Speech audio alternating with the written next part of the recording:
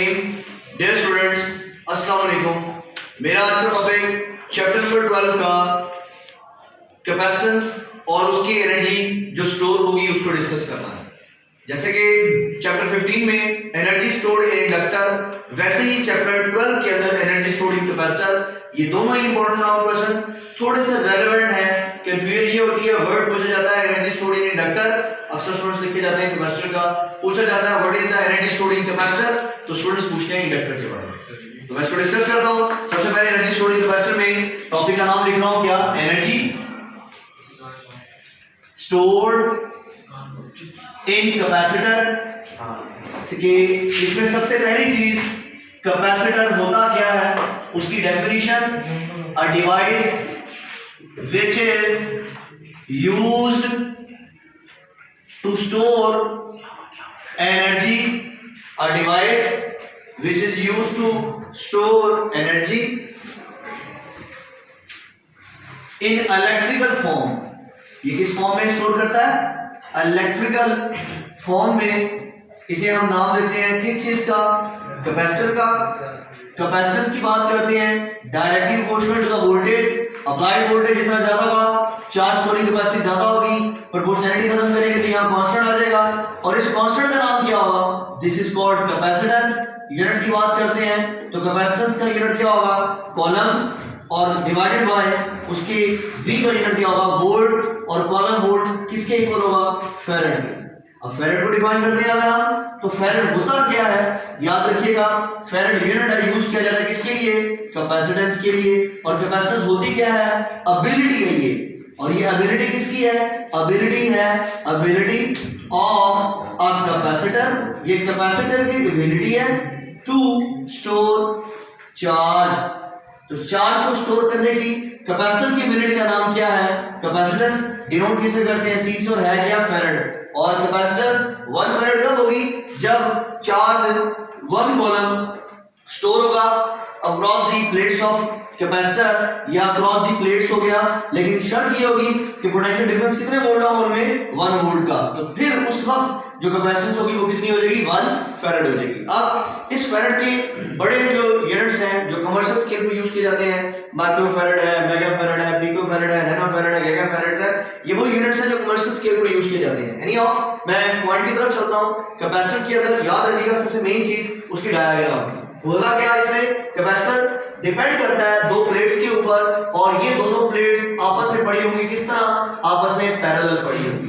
अब ये जो आपस में पैरेलल पड़ी है वो इस तरह पड़ी होगी, एक प्लेट पॉजिटिव एक प्लेट नेगेटिव। ये पॉजिटिव चार्ज Q और ये नेगेटिव चार्ज Q। इन दोनों के दरमियान जो गैप होगा वो गैप कितना होगा? D का। हमने जो अप्लाई किया वो अप्लाइड वोल्टेज V। अब होगा क्या? Two equal and opposite charges separated by distance, उसे डाइपोल कहते हैं। और यहां पर कैपेसिटेंस की प्लेट में कैपेसिटर क्या है कि capacitor consist of to plates separated by very small distance. ये कैपेसिटर दो प्लेट्स पर डिपेंड करता है जो थोड़े से फासले से एक दूसरे से सेपरेट किए गए। याद रखिएगा, वेरी इंपॉर्टेंट एमसीक्यू, कि कैपेसिटेंस के अंदर जब कैपेसिटर को डिफाइन करते हैं तो उसका जो गैप है वो स्मॉल होना चाहिए, और जो किससे स्टार्ट करते हैं? D से स्टार्ट करते हैं।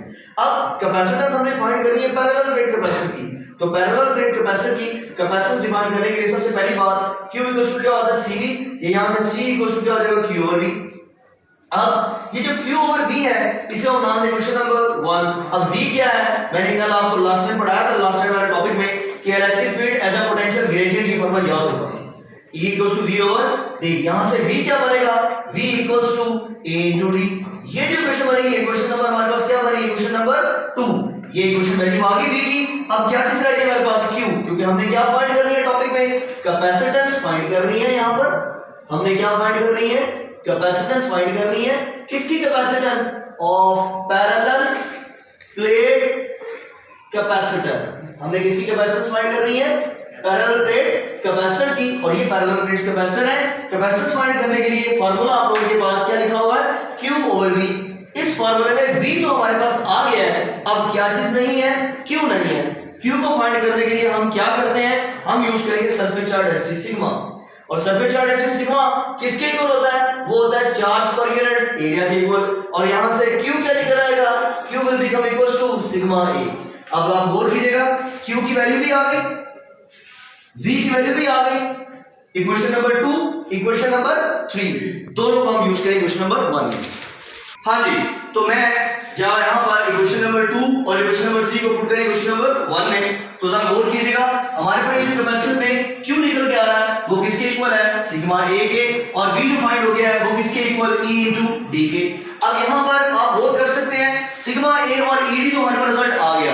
आगे चलते हैं, इन दोनों रिजल्ट्स के अंदर जो मेन इंपॉर्टेंट चीज है वो ये है कि हम जानते हैं ये हमारे पास जो कैपेसिटेंस निकल के आ रही है ये किसकी कैपेसिटेंस है, सी वैक्यूम की। किसकी कैपेसिटेंस है, सी वैक्यूम, यानी इन दोनों के दरमियान वैक्यूम मैंने प्लेस किया हुआ है। दोनों के दरमियान क्या प्लेस किया हुआ है, वैक्यूम। वैक्यूम प्लेस करने से हमारा रिजल्ट तो निकल आया।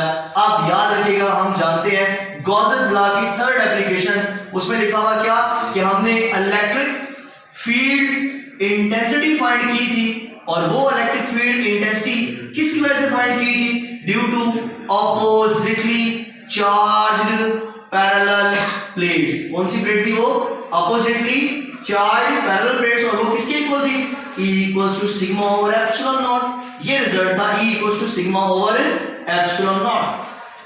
अब E का रिजल्ट यहां पुट करेंगे, इसे आप नाम दे दें क्वेश्चन नंबर 4 का, ये क्वेश्चन नंबर 5, तो पुट करें क्वेश्चन नंबर 5 को किसके अंदर, क्वेश्चन नंबर 4 में। तो जरा गौर कीजिएगा, सी वैक्यूम किसके इक्वल हो जाएगा, sigma A divided by E की जगह पर क्या आ जाएगा, sigma over epsilon not into क्या हो गया डी, तो सिग्मा से सिग्मा कैंसिल, ये एप्सिलॉन नॉट ऊपर जाएगा, तो रिजल्ट क्या बनेगा, वो कीजिएगा, ये ऊपर चला गया, तो A epsilon naught over D, this is called C vacuum. अब अगर मैं मीडियम प्लेस करता हूं तो कैपेसिटेंस का नाम सी वैक्यूम से क्या प्लेस हो जाएगा, सी मीडियम, किसके इक्वल हो जाएगा, A epsilon naught epsilon R divided by D. इस फॉर्मूला को यूज कर सकता हूं मैं, A epsilon naught divided by D into epsilon R. अब ए एप्सिलॉन नॉट डी किसके इक्वल है, सी वैक्यूम के, ये C vacuum into epsilon R equals to C medium. यहां से एप्सिलॉन आर क्या निकल आएगा, C medium divided by C vacuum. ये इंपॉर्टेंट एमसीक्यू पूछा जाता है कि डाइलेक्ट्रिक कांस्टेंट क्या है, तो डाइलेक्ट्रिक कांस्टेंट को जाहिर करते हैं एप्सिलॉन आर से। ये रेशियो है, किसकी रेशियो है, सी मीडियम और सी वैक्यूम की, कैपेसिटेंस ऑफ द मीडियम और ये कैपेसिटेंस ऑफ द वैक्यूम, और जिसका कोई यूनिट नहीं होता because it is the same ratio. तो ये थी हमारे पास डाइलेक्ट्रिक कांस्टेंट की वैल्यू, जो किसके लिए यूज की जाती है, कैपेसिटर के लिए। वेरी इंपॉर्टेंट एमसीक्यू कि जब हम किसी भी इंसुलेटर को प्लेस करते हैं किसी भी प्लेट्स ऑफ कैपेसिटर के दरमियान में, तो इंसुलेटर प्लेस करने से कैपेसिटेंस बढ़ेगी, इंसुलेटर प्लेस करने से कैपेसिटेंस बढ़ेगी। अगर मैं यहां पर इसके साथ अटैच कर दूं क्या चीज, एक वोल्टमीटर, तो वोल्टमीटर अटैच करने से क्या होगा, वोल्टमीटर अटैच करने से ये होगा, हमारा वोल्टमीटर मैक्सिमम शो करवाएगा यहां पर वोल्टेज। क्यों, क्योंकि यहां पर इसमें वैक्यूम है, क्या मौजूद है यहां पर। अगर मैं यहां पर प्लेस कर दूं इसके दरमियान में, क्या प्लेस कर दूं, मैं इंसुलेटर प्लेस कर दूं, मैं इसके दरमियान क्या प्लेस कर दूं, इंसुलेटर। ये प्लेट पॉजिटिव ये नेगेटिव, दरमियान में इंसुलेटर। अब इसकी वोल्टेज की जो वैल्यू वो क्या हो जाएगी, कम, वोल्टेज क्या हो जाएगा उसका कम, पहले ज्यादा था अब क्या हो गया कम। तो याद रखिएगा, जब हम डाई इलेक्ट्रिक यानी इंसुलेटर, जब हम डाई इलेक्ट्रिक प्लेस करेंगे तो उससे दो चीजों में फर्क पड़ेगा, क्या, C equals to Q over V। Directly place करने से वोल्टेज जो होगा, वोल्टेज वो क्या हो जाएगा, रिड्यूस हो जाएगा, स्मॉल हो जाएगा, डिक्रीज हो जाएगा। लेकिन उससे कैपेसिटेंस ये क्या हो जाएगी, इंक्रीज। लेकिन शर्त क्या है, क्यों क्या रखेंगे हम, सेम रखेंगे। इंपॉर्टेंट एमसीक्यू है, ये याद रखना आप लोगों ने। ये टॉपिक था हमारा अपना किसके बारे में, कैपेसिटर और पैरेलल प्लेट कैपेसिटर। अब मैं इसको यूज करूंगा और एनर्जी फाइंड करूंगा, किसकी एनर्जी फाइंड करूंगा, कैपेसिटर की। हाँ जी, अब एनर्जी स्टोरिंग कैपेसिटर की तरफ चलता हूं। याद रखिएगा, कैपेसिटर एक ऐसा डिवाइस है जो एनर्जी को स्टोर करता है इलेक्ट्रिकल फॉर्म में। इंडक्टर एक ऐसा डिवाइस है जो एनर्जी को स्टोर करेगा मैग्नेटिक फॉर्म में। हमारे पास कैपेसिटर और इंडक्टर दोनों स्टोरिंग डिवाइसेस हैं। तो एनर्जी स्टोरिंग इंडक्टर या एनर्जी स्टोरिंग कैपेसिटर, इन दोनों के टॉपिक पे इंपॉर्टेंट लॉन्ग क्वेश्चन है, कंफ्यूज ना होइएगा। अगर पेपर में आ जाए तो चेक करिए, बोर्ड से आपने सॉल्व करना है। तो एनर्जी स्टोरिंग कैपेसिटर में याद रखिएगा, हम क्या करते हैं, स्टार्ट के अंदर जब बैटरी ने प्लेस नहीं की, जब हमने बैटरी का स्विच ऑन नहीं किया, उस वक्त हमारे पास जो वोल्टेज होगा वो होगा 0। इसको हम कौन सा वोल्टेज कहेंगे, इनिशियल वोल्टेज। जब हमने स्विच ऑन किया तो हमारे पास फाइनल वोल्टेज वो कितना हो जाएगा, फाइनल वोल्टेज V। अगर मैं एवरेज वोल्टेज की बात करूं तो वो क्या होगी, V1 प्लस क्या हो जाएगा, V2 डिवाइडेड बाय 2। V1 कितना था 0, V2 कितना था V डिवाइडेड बाय क्या हो गया 2। हमारा आंसर क्या आ गया, V ओवर 2।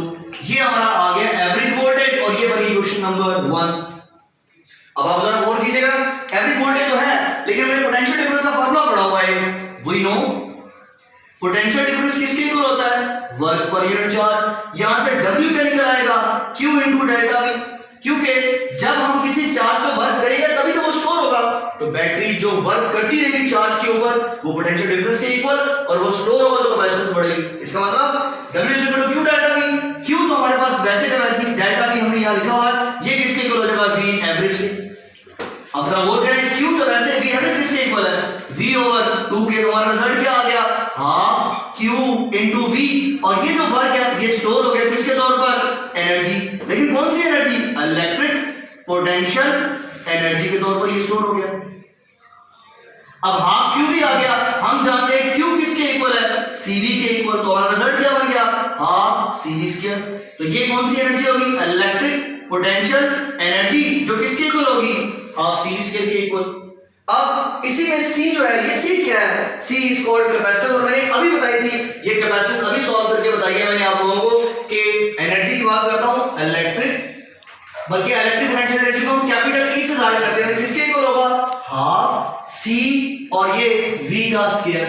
अब C क्या बताया था मैंने अभी पिछले टॉपिक में? वो मैंने कहा था ये होता है C A epsilon naught epsilon R over D, और V भी मैंने अभी बताया था आप लोगों को पिछले टॉपिक में कि वो क्या था? E इनटू D के, और उसका स्क्वायर। अब स्क्वायर ओपन करेंगे, half A epsilon naught epsilon R divided by D into E square into D square. D square से D क्या हो गया? कैंसिल हो गया। बाकी half epsilon naught epsilon R, ये A इसके साथ मिला दें इनटू E स्क्वायर, और साथ क्या हो जाएगा? A into D। ये क्या निकलती आ रही है हमारे पास? ये निकलती आ रही है एनर्जी स्टोर। याद रखिएगा, ये एनर्जी स्टोर तो निकल आई, लेकिन हमने जो फाइंड करनी है वो क्या फाइंड करनी है? हमने जो एक्चुअली फाइंड करनी है वो करनी है एनर्जी डेंसिटी। अक्सर हमने पढ़ा होगा मास डेंसिटी, और मास डेंसिटी किसके इक्वल होती है? आप लोगों ने पढ़ा मास डेंसिटी को रो से जाहिर करते हैं, ये होती है mass per unit volume. Charge density थी, चार्ज डेंसिटी किससे करते हैं? सिग्मा से, वो था charge per unit volume, charge per unit area. इसी तरह लीनियर चार्ज डेंसिटी, इसी तरह सरफेस चार्ज डेंसिटी, इसी तरह मास डेंसिटी, और इसी तरह एनर्जी डेंसिटी होगी। तो एनर्जी डेंसिटी इसी के लिहाज से क्या होगी? एनर्जी डेंसिटी होगी। वो क्या होगी? वो होगी energy stored per unit volume. अब energy stored per unit volume क्या है? एनर्जी ऊपर फाइंड की हुई है, half epsilon naught epsilon R E square into AD divided by volume. Volume क्या हमारे पास? वॉल्यूम होता है, याद रखिएगा, हम जानते हैं वॉल्यूम होता है length multiplied by width multiplied by height. Length width किसके इक्वल? एरिया। हाइट मीटर में, तो डिस्टेंस भी किसमें हो गया? मीटर में। हमारा फार्मूला वॉल्यूम तो बन गया A इनटू D।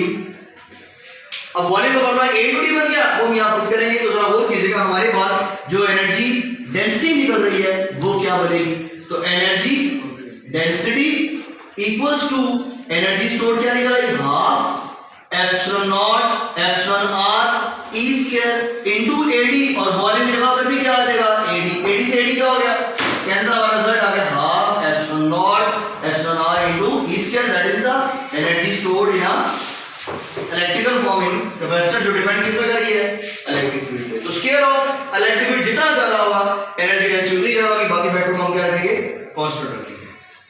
तो ये हमारा टॉपिक था कैपेसिटर के बारे में, कैपेसिटेंस के बारे में, capacitance of the parallel field capacitor के बारे में, और एनर्जी स्टोर्ड इन कैपेसिटर के बारे में।